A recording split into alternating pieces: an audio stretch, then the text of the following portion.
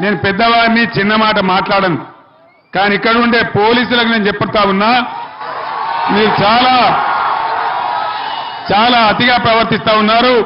పటాన్చెరు ప్రాంతంలో రేపు వచ్చేది మళ్ళా మా బీఆర్ఎస్ ప్రభుత్వమే.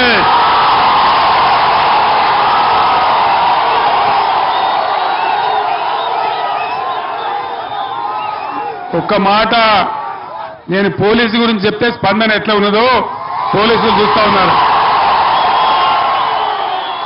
మీరు అతి ప్రవర్తన చేస్తే మట్టుకు మళ్ళా వచ్చేది బీఆర్ఎస్ ప్రభుత్వమే. జాగ్రత్త హెచ్చరిస్తా ఉన్నా. మేము ఆనాడు లాఠీలకు, లూటాలకు, తుపాకులకు, జైళ్లకు భయపడితే తెలంగాణ వచ్చేదే కాదు. వచ్చునా తెలంగాణ? మనమేనా భయపడేది? కాబట్టి జాగ్రత్త, అతిగా పోకండి. మీ డ్యూటీ మీరు చేసుకోండి. మీకు రాజకీయాలు అవసరం లేదు. కాబట్టి జాగ్రత్త ఉండమని నేను పోలీసు సోదరులకు చెప్తా ఉన్నా.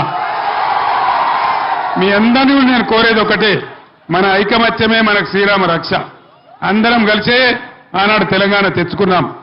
ఈనాడు ఈ దుర్మార్గ కాంగ్రెస్ నుంచి, దుర్మార్గ బీజేపీ నుంచి తెలంగాణను రక్షించుకోవాలంటే డజన్ పైబడి స్థానాలు మనం గెలవాలి. వెంకట్రామరెడ్డి ఒక రిటైర్డ్ ఐఏఎస్ ఆఫీసర్, ఇదే జిల్లాలో కలెక్టర్గా పనిచేసిన వ్యక్తి. నేను గెలిస్తే 100 కోట్లతో ట్రస్ట్ పెట్టి పేద విద్యార్థులకు